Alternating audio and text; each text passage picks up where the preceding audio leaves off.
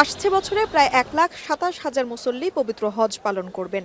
Saudi পর্বের চূড়ান্ত ব্যয়ের হিসেব না পাওয়া গেলেও বিগত বছরের ব্যয়ের ধারাবাহিকতায় সম্ভাব্য খরচ হিসেব করে বুধবার সকালে বেসরকারি হজ প্যাকেজ ঘোষণা করে Hajj agencies association of Bangladesh hub.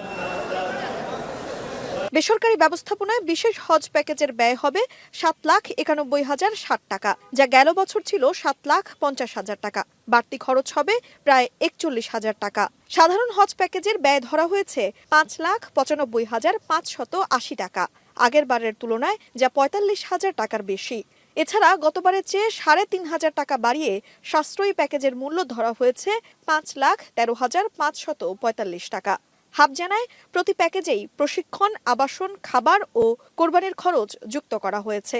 এবছর সৌদি সরকারের যে ডি ক্যাটাগরি সার্ভিস ছিল সেটি তারা প্রত্যাহার করেছে।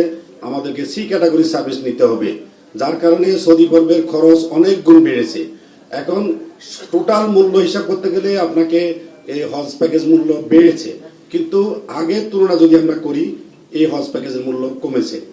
2026 সালের তুলনায় 2027 সালে হজ যাত্রীদের বিমান ভাড়া কমানো হয়েছে প্রায় 25,000 টাকা। তবু কেন প্রতিটি প্যাকেজেই বাড়তি অর্থ গুনতে হবে, এমন প্রশ্নের জবাবে হাব সভাপতি বলেন, আগের তুলনায় সেবার মান বাড়ানোর কারণে খরচও বেড়েছে। বাড়ি ভাড়ার ব্যাপারে সৌদি সরকার গত বছর এটা ম্যান্ডেটারি করে নাই, যেটা 17% ট্যাক্স তারা ধরছে।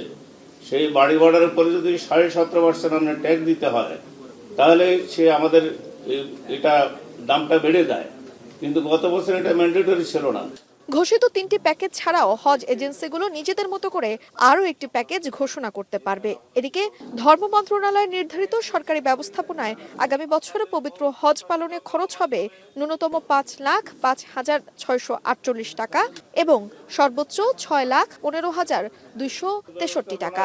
অন্যান্য পদক্ষেপ সম্পর্কে তানজিলা খান মিম, এখন, ঢাকা।